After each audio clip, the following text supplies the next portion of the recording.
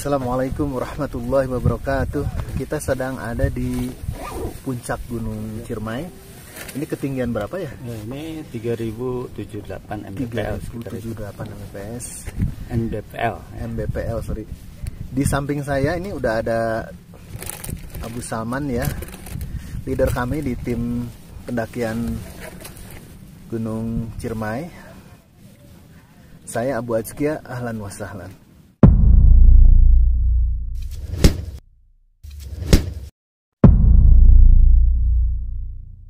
Selama mendaki ini kan banyak sekali ininya ya, banyak sekali tantangan, terus ya resiko lah gitu ya. Betul. Apa aja sih sebetulnya yang harus dipersiapkan? Iya, jadi kalau kita melakukan hiking atau pendakian atau mountaineering ya, kita berada di alam bebas, di pegunungan dan juga di hutan, ya, itu banyak sekali hal-hal yang tidak bisa diprediksi. Oleh karena itu kita jangan sampai underestimate ya, atau menganggap enteng gegabah ya, sehingga kita tidak mempersiapkan diri baik fisik kita, kemudian mental kita juga, perlengkapan dan perbekalan logistik. Oleh karena itu kita harus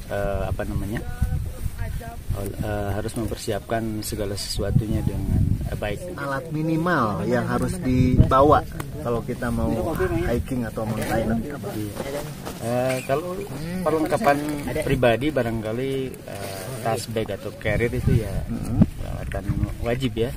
Selain juga pakaian kering dan juga jaket itu wajib itu, karena memang suhu udara itu sangat rendah kalau ketika di pegunungan ya, apalagi di ketinggian.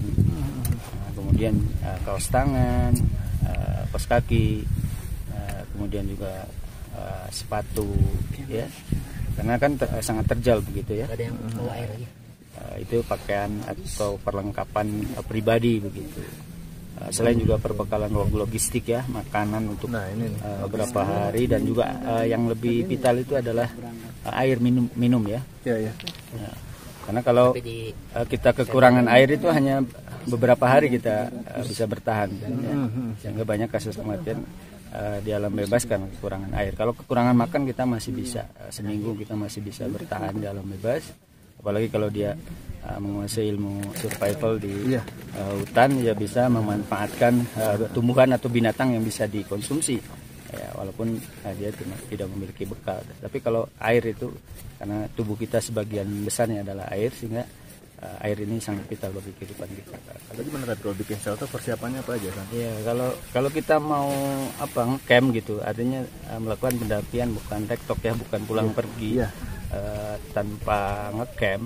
Kalau ngecamp ya kita harus mempersiapkan tendanya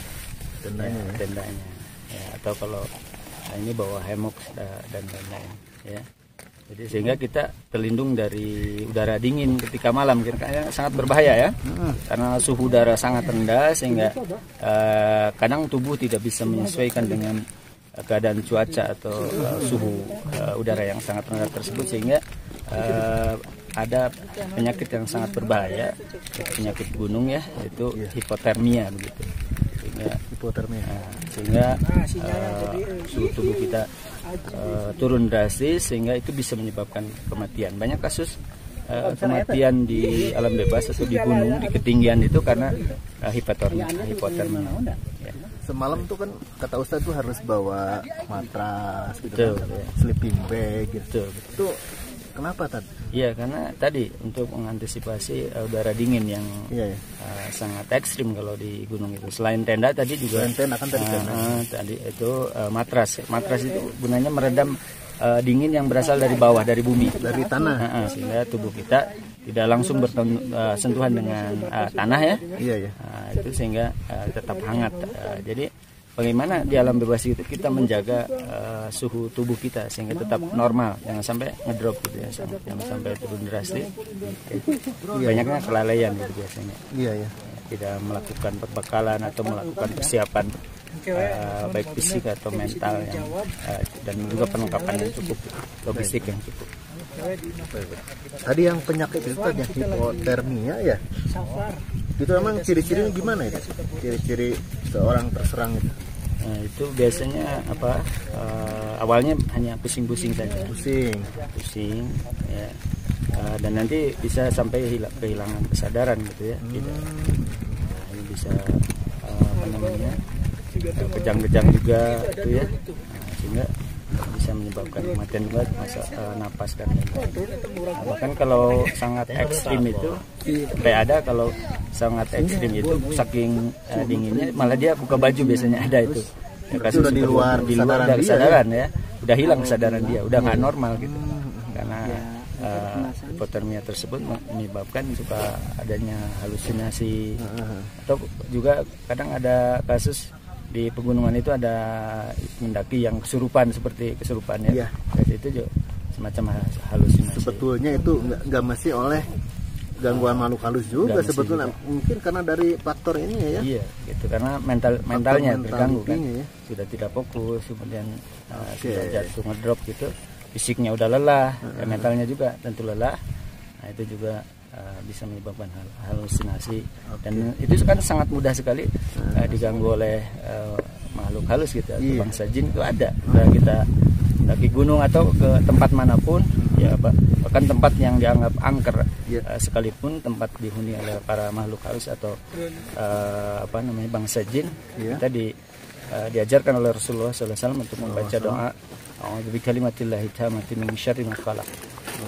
3 kali cukup, insya Allah tidak akan ada gangguan kemanapun kita pergi, ke hutan belantara serapat apapun, perawan apapun, atau ke puncak gunung dan lain-lain, insya Allah kita tidak akan diganggu.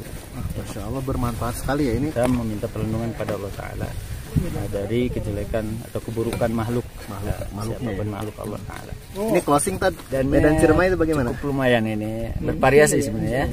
Ada yang landai, ada yang nanjak gitu, ada yang hutan-hutan. Baru setelah pos 5 ini, kalau lewat Jarul Apuy, itu batas vegetasi di situ, batas bolehnya ngecamp atau memasang tenda ya. Itu dari pos 5 ke bawah, pos 4. Nah, kalau udah ke atas ke sini, ada batas vegetasi, tidak ada pohon-pohon besar. Terus ke atas itu ke Gua Walet dan seterusnya, itu udah batu-batu, itu udah terjal sekali. Ini hati-hati pada para pendaki Gunung Ciremai ya, khususnya dari jalur Apuy ataupun dari jalur Palutungan, karena bertemu itu ya, itu bertemu di dekat Gua Walet ya. Itu di ketinggian 2828 mdpl di situ. Di situ sudah mulai terjal, apalagi menjelang puncak di sini seperti ini. Ini betul. Perjuangannya luar biasa, batu-batu ya. Sehingga perlu kehati-hatian, ekstra kehati-hatian. Betul sekali. Ya, karena memang karena kondisinya juga ya, kalau di ketinggian ini udah nggak landai ya, terus juga berbahaya itu ya tadi badai, angin ya. Badai itu dalam dua pendakian di gunung apapun itu harus diwaspadai badai itu. Sehingga kita jangan hujan-hujanan kalau di gunung, sehingga kebasahan kemudian itu bisa menyebabkan tadi penyakit tadi ya, hipotermia tadi dan kedinginan. Oleh karena itu kita harus berlindung dari badai tersebut gitu. Membuat tenda yang terlindung. Ya, jangan sampai hujan-hujanan kemudian tubuh kita basah, pakaian basah, kemudian tidur dalam keadaan basah, itu sangat berbahaya sekali kalau di sini. Harus dihindari teman-teman ya. Hanya kita penting membawa pakaian kering gitu. Ya.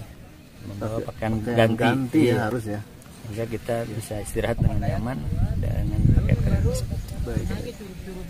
Ya, alhamdulillah, sebetulnya masih ingin yang kami bicarakan masih banyak, cuma karena memang durasi di sini kita nggak bisa lama-lama ya tadi ya. Kita jam 10 harus. Apalagi jam 10 kita harus turun. Terima kasih Ustadz ya atas penjelasannya. Sharing aja nih, saya bukan ahli untuk profesional ya. Saya juga amatiran pemula, cuma ini sharing aja berbagi. Masya Allah. Jadi buat teman-teman yang mau hiking ya, salah satunya ke Ciremai, harus persiapan dulu lah itulah ya. Ini seperti itu. Jangan buat modal nekat ya. Jangan modal nekat aja. Baik, semangat. Terima kasih. Jazakallahu khairan ya Ustaz ya.